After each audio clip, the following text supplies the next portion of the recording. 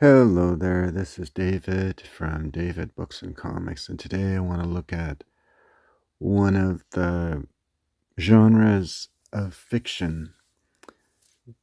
It's fantasy fiction that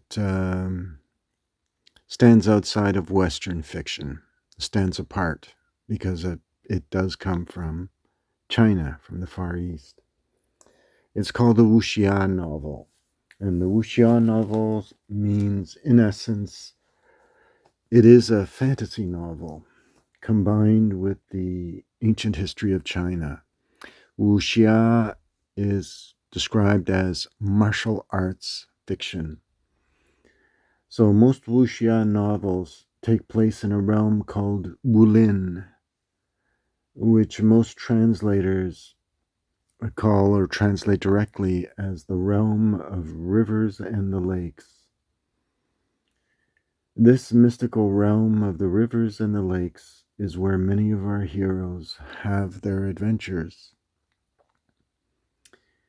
In general terms, these heroes are called knight-errants, or I think better, righteous outlaws, much in the vein of what you would describe as Robin Hood and his merry outlaws, or his merry men. In general terms, these heroes are called that because of their righteous manner of being. These righteous outlaws cannot be swayed by the evils and temptations of people who are corrupt. It is well known that this genre of fiction has been the popular genre of fiction in China from the early advent of adventure storytelling in China for centuries, literally centuries.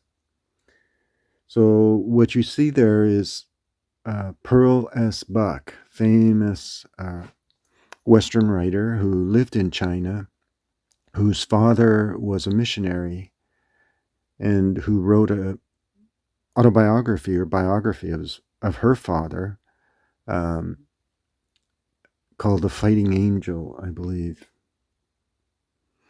So The Water Margin, or The Outlaws of the Marsh, or this title, All Men Are Brothers, is one of the main classic novels, one of four, I believe, but I only mention the two because of the direct influence they had on wuxia fiction. So there are three different titles. This one is called All Men Are Brothers, and that's basically from a refrain that runs throughout the novel, where from there's a line in the novel that goes, I think it's from the four corners of the earth, or from the east to the west, all men are brothers. And Pearl S. Buck, when she did her translation, decided, okay, I'll just call the book that, All Men Are Brothers. The other title for it is called A Water Margin, or The Outlaws of the Marsh. And that's this edition.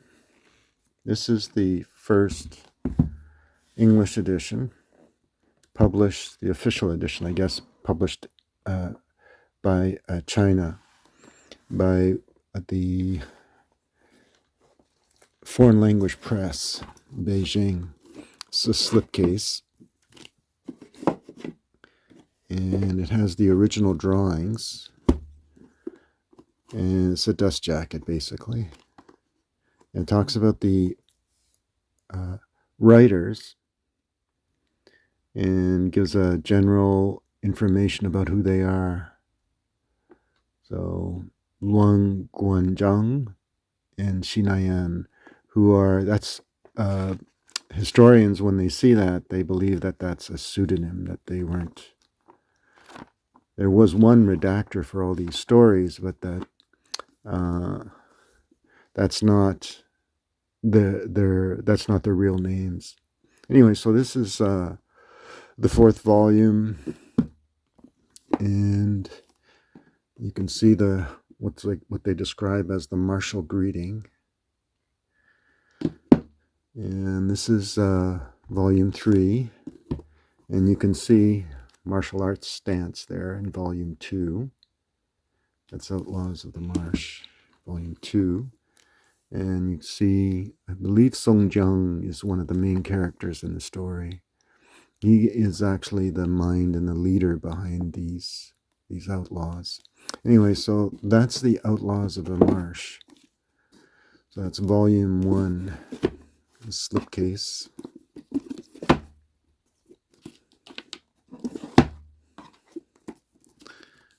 All right.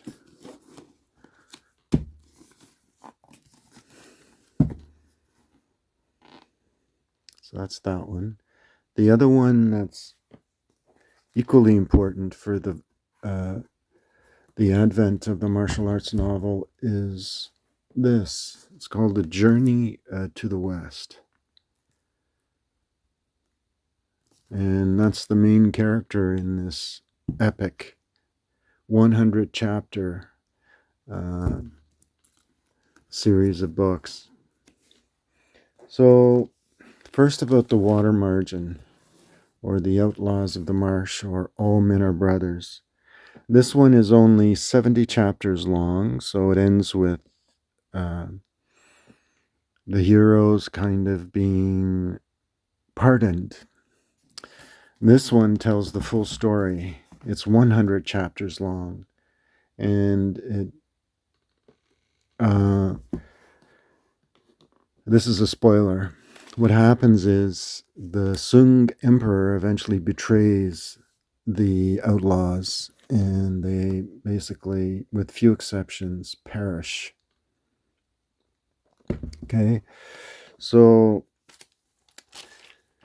the Outlaws of the Marsh takes place at the decline of the Sung Dynasty, when various outlaws leave the corruption of the ancient Chinese society and become a band of 108 righteous outlaws fighting against the corruption they saw around them.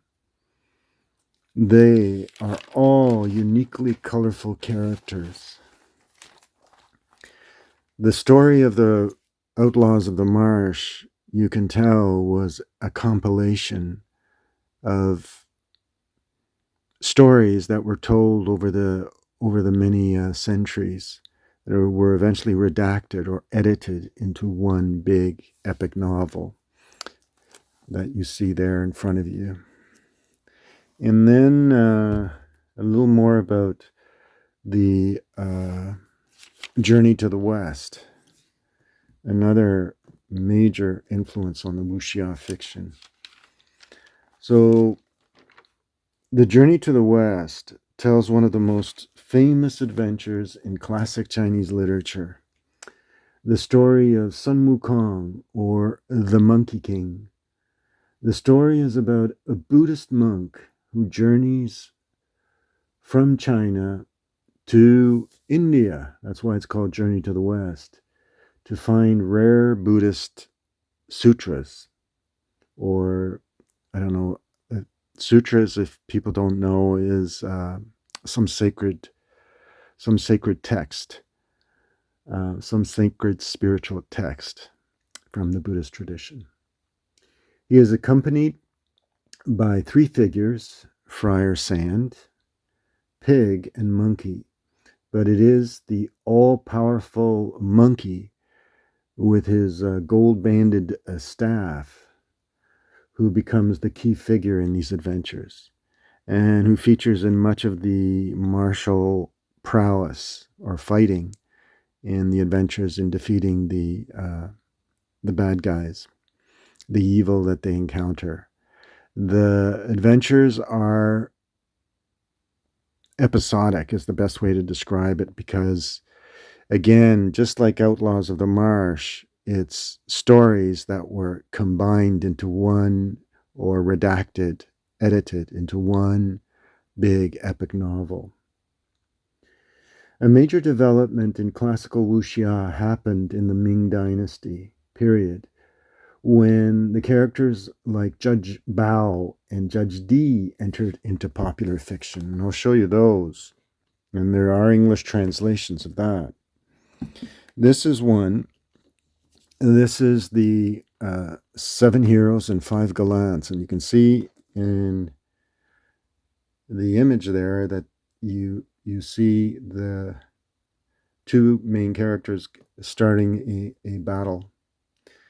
And the next one that was also popular and made popular even more when it was made into a Western or fictional mystery series. This is the Celebrated Cases of Judge D. So Judge D and Judge Bao. Judge Bao is the central character in 7 Heroes and 5 Gallants. And Judge D is the central character in The Adventures of Judge D. They were. This is a translation translated by the famous Chinese sinologist, expert on China, named Robert Van Gulik. And this is one of his many novels featuring Judge D with his own drawings throughout the texts of the books. So if you're going to buy these books with these adventures, you have to buy them with the actual drawings that the writer, the author of the series, created. Anyway, Judge D became popular in the West thanks to the work of Robert Van Gulik. And they are great mystery novels, as many will attest to. So that was in the classical period. So Judge D, Judge Bao, both of these judges were assisted by martial art heroes who often helped these judges in catching the bad guys. This was popular, especially in the Ming Dynasty period. After the fall of the Qing Dynasty, writers like Wang Dulu and Huanzhu Loju produced martial arts fictions. Wang Dulu is the writer behind the story that was made into a film called Crouching Tiger, Hidden Dragon. And it was, I believe, the 5th part of a 5-part series, which was made into that famous movie. Huanzhu Loju was the one behind the famous Zoo Warriors of the Magic Mountain, a famous film that was produced in Hong Kong back, I would say, believe it was mid to late 1970s. It's called The Zoo Warriors of the Magic Mountain. He also wrote, and this was a translation, as you can see there. I'll have to take that off there. You can see there, this is a Chinese novel of fantasy and martial arts adventure. This was a translation done by an English translator named Robert Chard. And this book, in particular, was inscribed by the translator, as you can see here. This is an inscription by the translator. It's from September 1991. It's one of the first novels translated into English. So that's what Huanzhu Loju means. This is Master of the Pearl Rim Tower. And it's this novel is what's called xianxia, or fantasy xia, or fantasy kind of martial arts fiction. But as you can see, the writer, the translator, certainly knew what he was translating. And it features paintings and drawings, but anyway, the cover art was not approved by the translator, by the way. Anyway, so Huanzhu Loju's very rare book, by the way, Blades from the Willows. It was never allowed to be published. And this is not the glossy version that you find in bookshops. This is actually a publisher's version that was inscribed by the writer. Robert is his name, Robert Chard. All right, so that's that. And in the 1950s, Chinese writers published martial arts fiction, 2 in Hong Kong and 1 in Taiwan. The first was Yang Liusheng, who serialized his novels in a newspaper. So Yang Liusheng was famous for writing a story that became one of the more popular TV series that was produced over and over the years. And that was The Bride with White Hair, or the Romance of the Bride with White Hair, or it's given different translations. Anyway, and that was made into a film, a very famous one called The Bride with White Hair, with Bridget Lynn, I believe. And Leslie Cheung. And the other important development is, of course, Jin Yong. And Jin Yong was one of the most prolific. Actually, he only wrote 15 books, but many of his books were made into, over and over again, made into TV series and movies. And I'll show you the English translations of some of them. This is the Fox Volant, or the Flying Fox of Snowy Mountain. And this translation was done by Olivia Mock. And it also features, again, a martial arts battle. And it has drawings, as you would expect in a good martial arts book. Anyway, so that's that one. Fox Volant of the Snowy Mountain. And has kind of a wraparound artwork.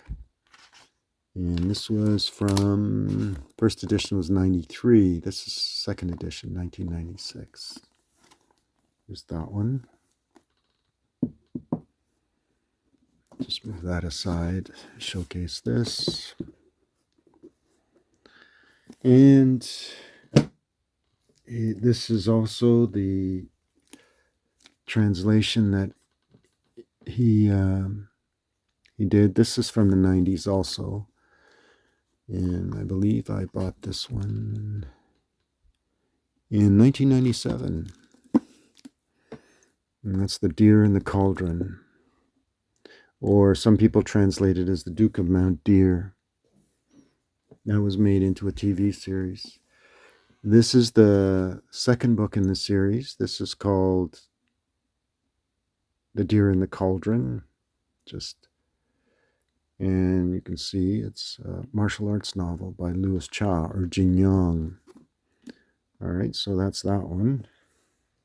And this is the third book in the series. And you can see, again,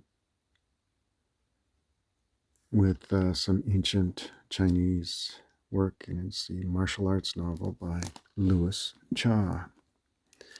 So those are those. And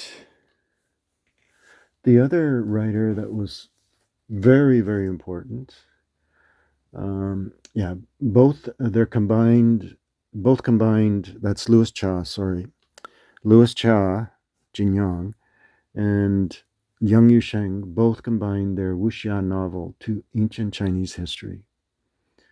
Both remain popular, whereby many of their books have been made into movies and TV series. As I've said, Jin Yong, Louis Cha remains the most popular of these. The third pillar of Wuxia, as he's called, is Gulong, who is from Taiwan, who died young, but whose prolific output proved the most successful, especially in China and Taiwan. He died young from alcoholism. Gulong's novels are different in comparison to Jinyong and Liang Yusheng. Gulong is less concerned about history and more about the prowess of his characters. In Gulong's novel, there tends to be more confrontation.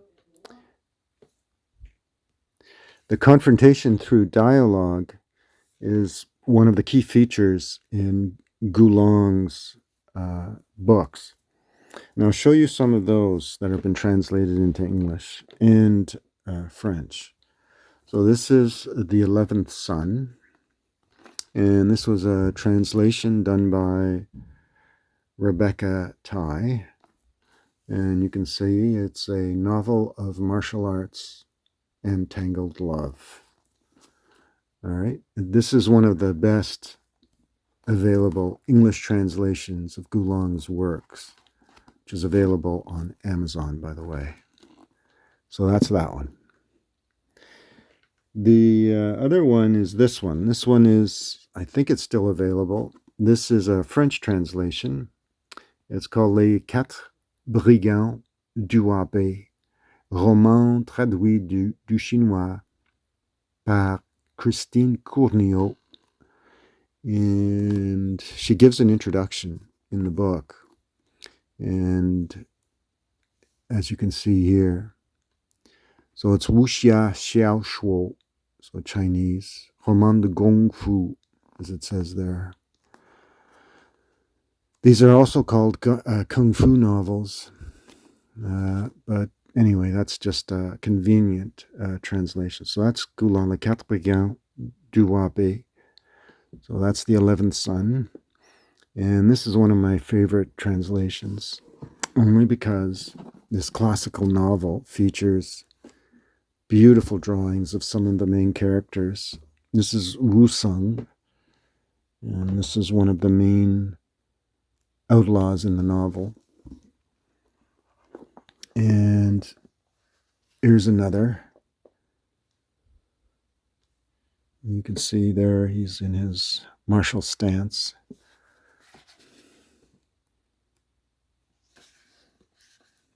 And let's see if it shows Sung Jiang. Yeah, you can see elements of fantasy very early on. The artwork is done by a very excellent artist. And I think it doesn't say, it says right at the beginning here. Oh, here we go. Famous artist. You can see translated by Pearl S. Bach and illustrated by Miguel Covarrubias. And this is where the fortress was that these outlaws eventually hid themselves in order to protect themselves and fight against the evils and corruptions of society around them. All right. Let's see what else, see if I can find more. Anyway, Sung Jiang was the leader of the band. And there's one of the famous minor characters, but well known in Chinese culture. And she's the Lady of Two Swords, 10-foot white snake or green snake. All right. And there's also available, this is a famous fantasy novel featuring Lady Whitesnake, which is a famous fantasy story that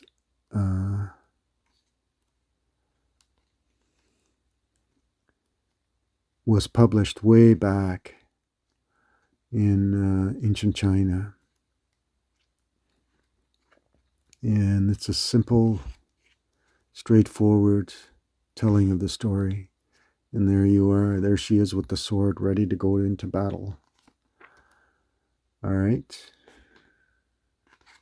Fahai is the villain of the piece. And here's another one. This is a famous heroine in Chinese lore, Liang Hongyu.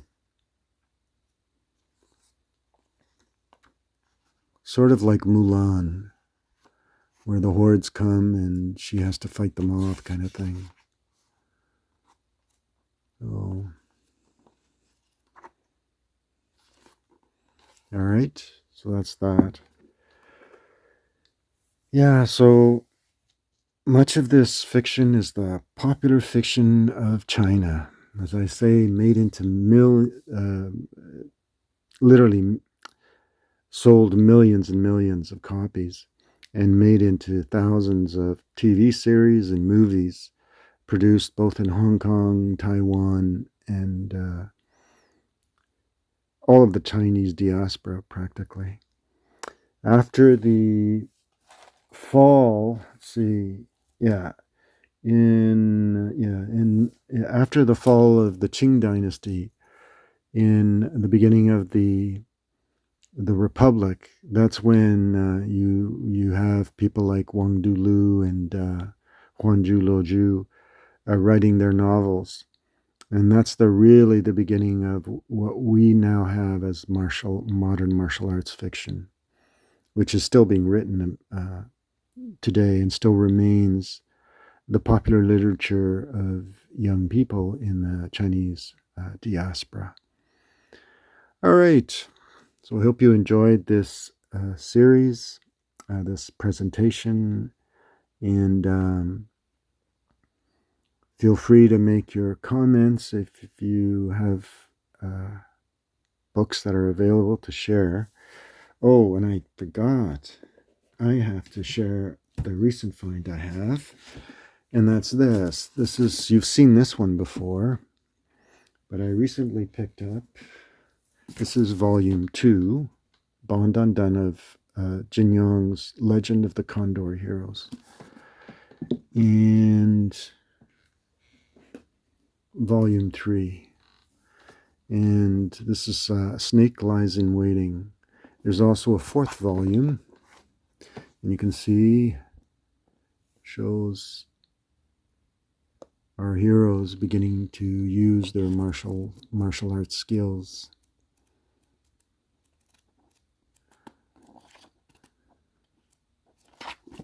Anyway,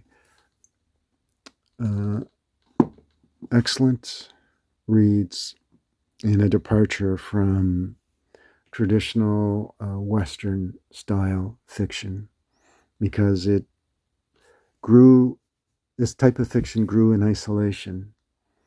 And I suppose you can use the process thinking of Alfred North Whitehead to kind of capture the elements of similarity in literacy and literature and so on. But Chinese fiction, Chinese letters, is a radical departure from the alpha letters that we have based in our Latin languages. All right, or our Latin letters.